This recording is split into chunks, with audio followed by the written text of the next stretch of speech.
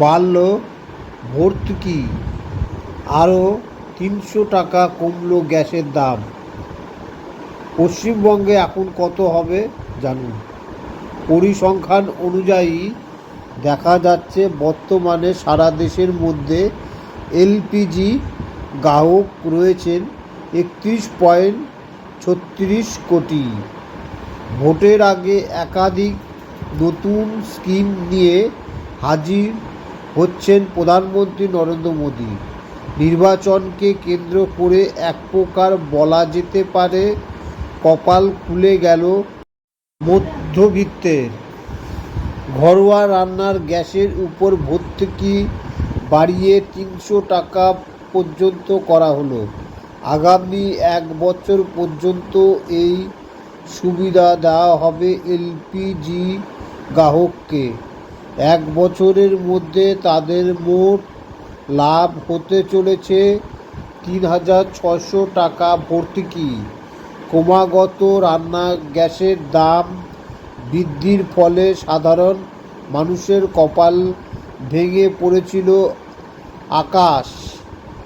প্রধানমন্ত্রী নরেন্দ্র মোদী জানিয়েছেন, সাধারণ এবং পিএমইউওয়াই এর গ্রাহকেরা উচ্চ হারের ভর্তুকি পাবেন। প্রত্যেক মাসের শুরুতে পেট্রোপণ্যের দাম নতুন করে নির্ধারণ করা হয়ে থাকে কেন্দ্রের তরফ থেকে।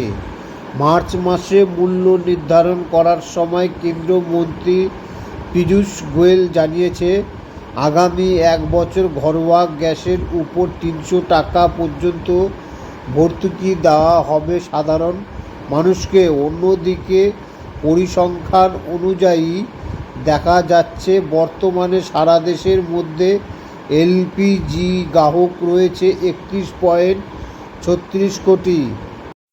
যদি কোনো গ্রাহক উজ্জ্বলা যোজনার সুবিধাভোগী হয়ে থাকেন তাহলে তিনি ৩০০ টাকা কমে পেতে পারবেন রান্নার গ্যাস। উজ্জ্বলা গ্রাহকদের জন্যই আগামী ১ বছরে একই পরিমাণে ভর্তুকি বহাল থাকবে, এমনই প্রতিশ্রুতি দিয়েছে কেন্দ্র সরকার।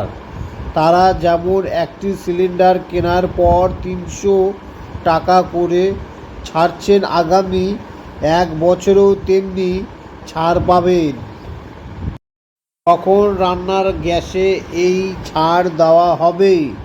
সামনে যেহেতু লোকসভা ভোট মার্চ এবং এপ্রিল মাসের মধ্যে এই ভোট হওয়ার সম্ভাবনা প্রবল, তাই মনে করা হচ্ছে এলপিজি সিলিন্ডারের দাম নিয়ে এই বিজ্ঞপ্তি প্রকাশ্যে আসতে পারে মার্চ মাসের মধ্যেই। একবার বিজ্ঞপ্তি প্রকাশ্যে এলে আর নতুন করে কোনো প্রকল্প শুরু করা যাবে না।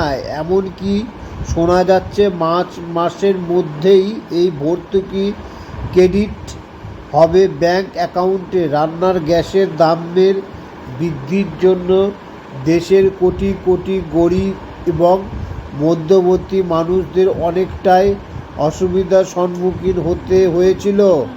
এই কারণে জন্যই সাধারণ মানুষের কথা মাথায় রেখে এই সিদ্ধান্ত নিয়েছে মোদী সরকার।